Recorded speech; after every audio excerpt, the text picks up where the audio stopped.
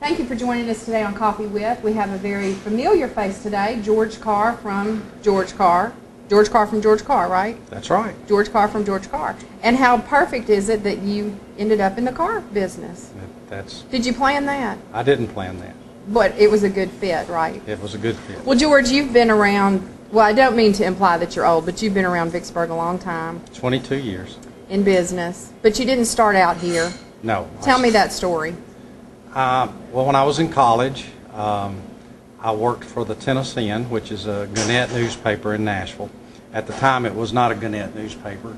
And I called on car dealers. And when I worked for the Tennessean while I was going to college, I went to Lipscomb University in Nashville. And when I got out of college, I went to work for the Tennessean. And as I said, I was working with car dealers. And I was going to law school at night, the Nashville School of Law. And so when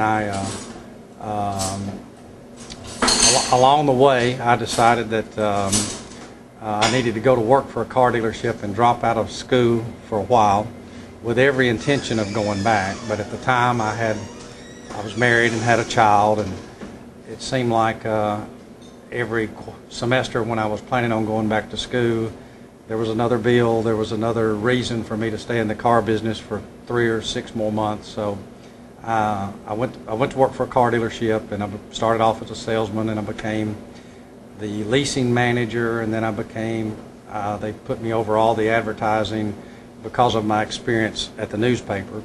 And then they made me sales manager and then general manager. And so I went to work for a guy that had a Cadillac dealership in Nashville, and he told me if I would go to work for him, he would send me through the NADA Dealer Canada Academy, which is an academy that's pretty much for sons and daughters of dealers. It was kind of odd for somebody to sponsor someone who wasn't their son or daughter, but he told me if I would come to work with him and kind of get his used car operation straightened out, that he would send me through the academy, and he did.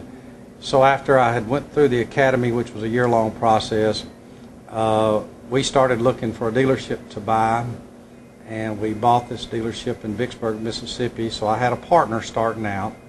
That was in '89, and then in 1992, I bought my partner's interest out. And at that point, I decided, we pretty much decided we were all in, and Vicksburg was going to be home for many, many years. And you've raised your family here? I've raised my family here. It's worked out wonderful. My daughter went to Mississippi College, and my son went to Mississippi State. He played basketball there, and my daughter was a straight-A student at Mississippi College, and she lives in Madison, Mississippi now. My son lives here in Vicksburg, and he works in the dealership and helps out in parts and service and helps me with the used car department. I know that you have a great reputation in your body shop, in the service department. Y'all take care of business down there, I know from firsthand experience. You've got a great sales team. Well, thanks for the compliments. We're always trying to improve, and I don't think there's any perfect business. And in the car business, really, you have a new car department, you have a used car department, you have a service department, a parts department, and a body shop. So I guess you have 5 different businesses. And so the goal is to try to get them all doing well at the same time. And it's been fantastic.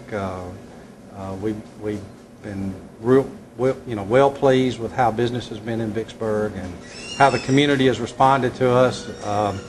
One of the things I was told when I first got here, oh, this is a cliquish little town and you're an outsider, it's going to be really tough for you. But I think we were accepted very well, and we've been real pleased with how we've done. That's interesting, because that was 20-something years ago, and I've been here 4 or 5 years now, and somebody told me the very same thing, and I found it not to be true at all. I found it to be exactly the opposite. People have welcomed me with open arms. That's They've correct. come and done business with me. That's right. They've embraced me as part of this community, and That's never right. once have I felt like this was a cliquish community at all. No. And we've employed as many as 55 people, and right now, with the business the way it is nationally, we're down to about 40 employees, and but our employees kind of represent a broad spectrum of this community.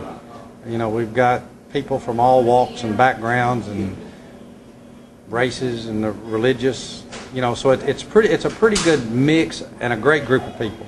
I mean, I have to say that I've been really, really blessed with some fantastic employees. Some of them that are gone now. I mean, Lamar Eakes, my body shop manager for years, was just fantastic. I mean, just a wonderful man, and that was one department I never worried about. And his son Jamie's doing a great job now. Lee Watson was a tremendous salesman from the Rolling Fork area, did tremendous. His son Kevin works for me now. We've had a lot of Joe Perkins, who used to run the shuttle car and take care of a lot of the janitorial duties and things, was just a tremendous man, tremendous in the community here. Had a lot to do with us being accepted by parts of the community here. We've just been, Marty Stokes is a master technician, and I think he's probably, all the dealerships I worked for prior, maybe the best technician I've ever worked with, and he's a master technician, has been with me the whole 22 years, so we've just got a really good crew. Well, you have a lot of long-term employees, and I also know you have a lot of repeat business, which, of course, any business owner loves. Right. I know that Kevin told me that, and you just mentioned his dad was a salesperson before him, and now a lot of those customers that bought from his dad are buying from him. That's right. That's that customer loyalty. And I better not forget the ladies in the office. That's right. You'll be in trouble. Miss Diane will be calling me. Diane and Diana, the lady that answers the phone, and Diane, our cashier, and Linda, my office manager, and Ava. I'm really fortunate to have a great. The office is the hub of the dealership. Everything passes through there. It's the brain. It's the center of everything, and so that I've got a really good office crew. So that they do a great job. They really are, and everyone's so friendly and welcoming whenever I come in there. Now, you are a big sponsor of the Miss Mississippi pageant. You provide a car to Miss Mississippi, is that correct? We do. How did you get involved in becoming, because you've been a sponsor for a long time, haven't you? The very, very first day I was in Vicksburg, we had not even signed the paperwork to complete the deal with Heritage Motor Company. I got a call from a lady, and she said, "Mr. Carr, I want you to know that you're a blankety-blank, blankety-blank." And I said, "What?" I said, "I just got to town. What in the world have I done?" And she said, "You took Miss Mississippi's car away from her," and she hung up. So I called Steve Nattell, who was the sales manager at the time, and Mark Hawkins in, and I said, "Do y'all know anything about a Miss Mississippi having a car?" And they explained to me about the pageant and the significance of the pageant, and that Heritage had provided Miss Mississippi a car. Well, instead of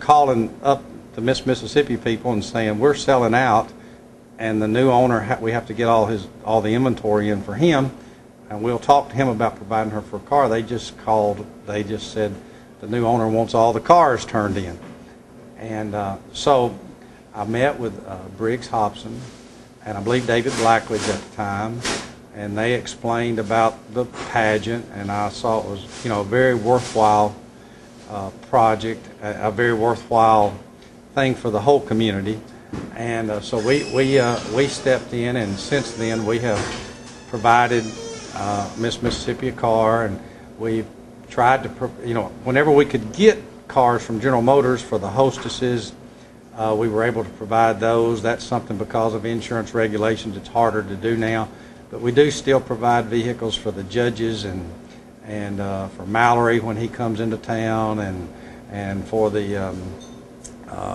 dancers and things, a van for them to ride around in.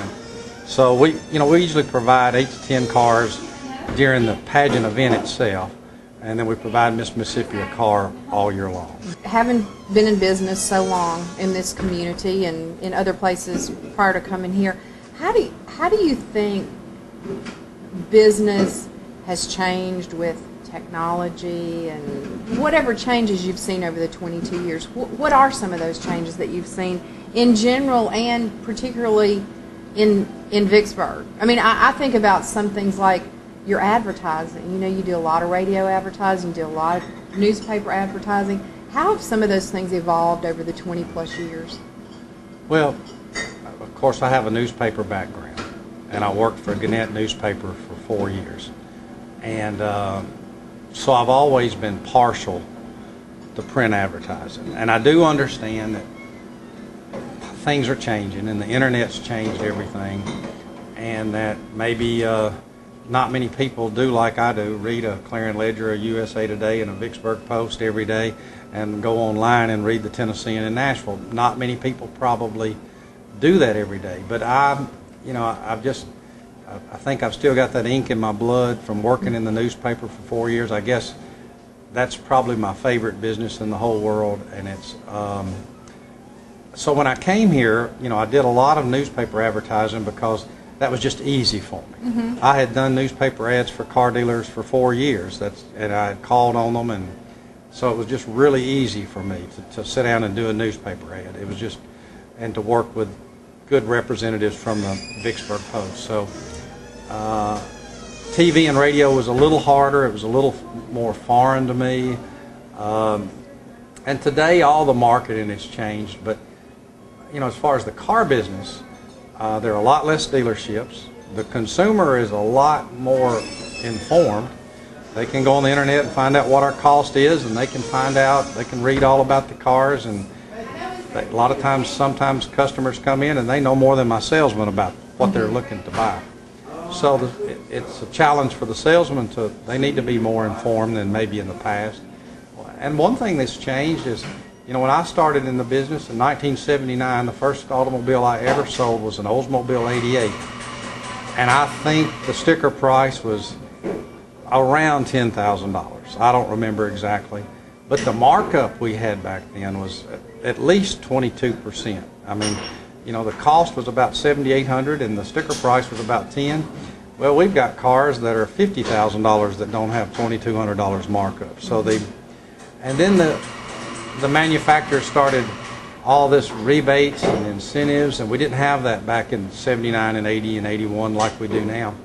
I can remember when Jimmy Carter was president and interest rates were 21%, and General Motors came out with 12.9, and we sold 30 Oldsmobiles in 1 weekend in Nashville. So 12.9 just looked like a cherry of a deal. I mean, it was just a fantastic deal compared to prime being at 21. So I guess it's all relative, and right now rates are really low, so all the manufacturers are offering 0% on a lot of things, which is a great deal for the consumer.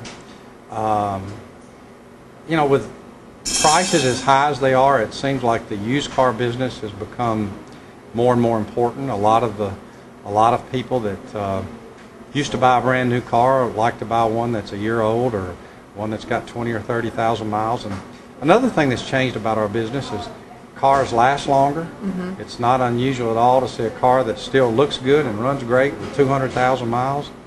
They are more trouble-free. The between maintenance is longer between oil changes, less tune-ups. Spark plugs last 100,000 miles now. So the cars really, really are built better. I can remember back in the mid-90s, we used to do $50,000 a month in warranty work, and now we probably average $4,000 or $5,000 a month. So I mean, so that really lets me know that the cars are built better because we have far, far fewer major failures, engine failures, transmission failures. You just don't see that very often. So, and I think all manufacturers, I don't care if you're talking Japanese or if you're talking domestic or if you're talking Korean, I think all manufacturers are building much better cars. So the cars last longer, people finance them longer. When I first got in the business, a 24-month loan was all you could get. And then in the early 80s, we started a leasing department, and that was really a novel new concept. And we were one of the first dealerships in Nashville, Tennessee to do that.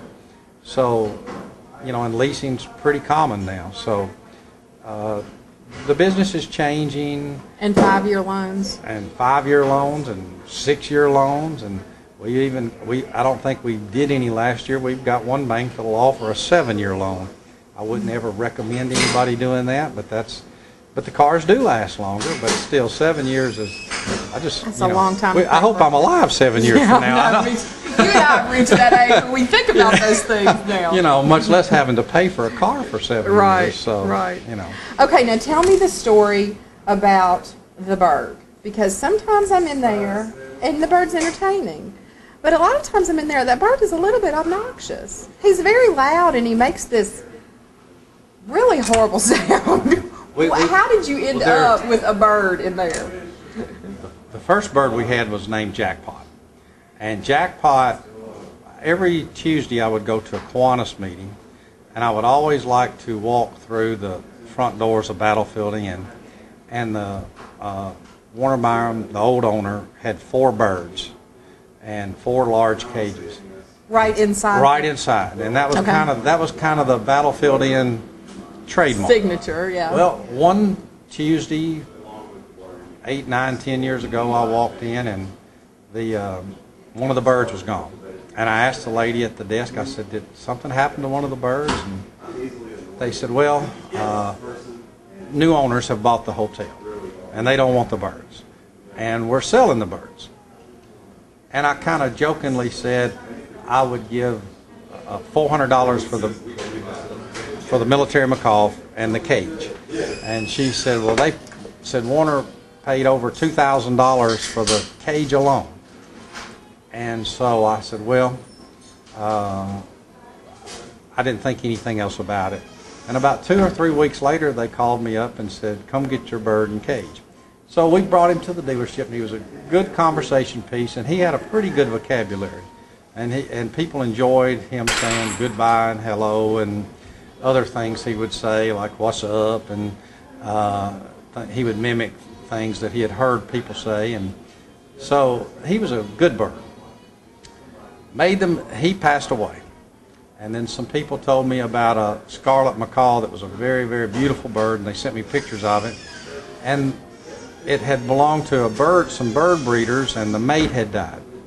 And they said they were just looking for a good home for this bird, and knew we had had a bird, and knew we had taken care of it, knew we had carried it to a vet, Dr. Whittington, that specializes in avian veterinary stuff. And so they were looking for a good home, and so we brought in a female bird. I didn't realize how much more vocal a female bird, and she can be annoying. And is that the one that's there now? That's the one that's there now. And what's her name? Scarlet. She's a scarlet macaw, and she's a very beautiful bird. Much more colorful than Jackpot, the military macaw we had before. She's a very, very beautiful bird. However, she's very loud and annoying sometimes, and not all the time. Usually about 3 o'clock in the afternoon, she gets wound up. It's that squawking sound that just like you're just standing there, and all of a sudden it just makes you jump out of your skin. It is, and we kind of are acclimated to it. Yeah. Because we hear it a lot, and we don't think anything about it. But every now and then we see a customer jump. So we may have to find Scarlet a new home. We're hoping maybe Scarlet.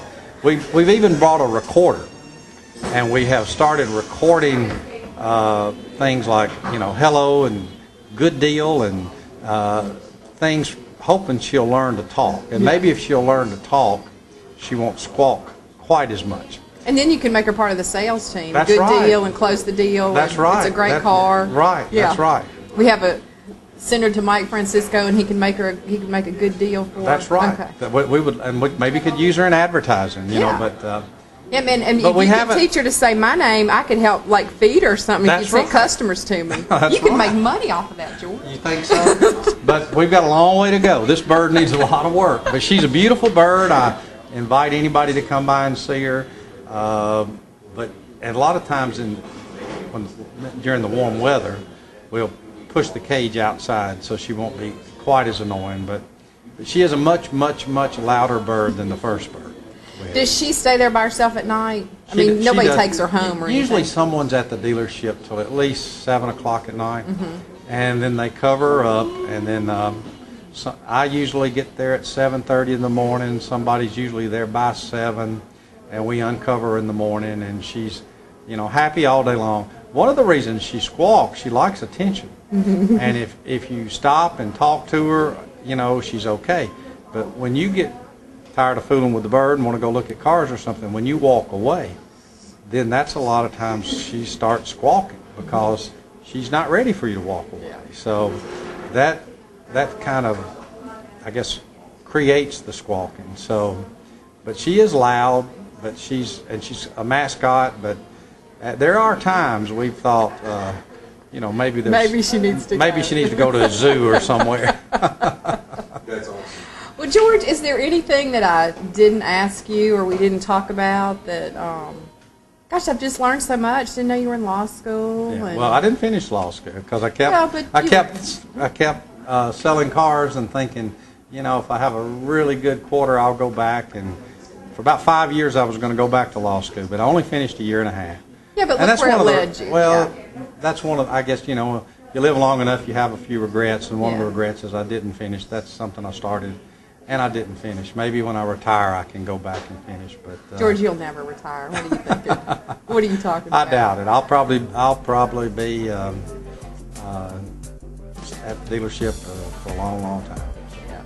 Well, thank you so much for coming and having coffee with me today. It was I've enjoyed quite enjoyable. Coffee's very good at this little coffee shop, so I recommend it to anybody. Thanks, George. Thank you. Promotional consideration provided by Amber Sanders from Happy Hair. Get your hair happy at 3402 Wisconsin Avenue.